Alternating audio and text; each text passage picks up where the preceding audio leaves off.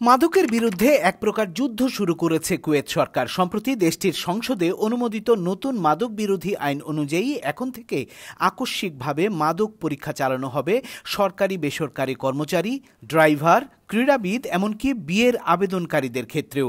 Gulf news এই খবর দিয়েছে। খবরে বলা হয়েছে, নতুন এই আইন অনুযায়ী যারা মাদক পাচার বা বিতরণের সঙ্গে জড়িত তাদের জন্য মৃত্যুদণ্ড বা আজীবন কারাদণ্ডের বিধান রাখা হয়েছে। পাশাপাশি স্বাস্থ্য পরীক্ষায় কারো শরীরে মাদক পাওয়া গেলে 4 বছর পর্যন্ত কারাদণ্ড এবং জরিমানা হতে পারে। কুয়েত সরকার জানিয়েছে, এটি মাদকের বিরুদ্ধে একটি পূর্ণাঙ্গ যুদ্ধ, যার মাধ্যমে সমাজকে নেশামুক্ত ও নিরাপদ রাখাই মূল লক্ষ্য। নতুন এই আইনে দেশটিতে 1983 ও 1987 সালের পুরনো দুটি মাদক বিরোধী আইন একত্রিত করে কঠোর শাস্তির কাঠামো গড়ে তোলা হয়েছে, যাতে মাদক অপরাধ দমন আরও কার্যকরভাবে করা যায়।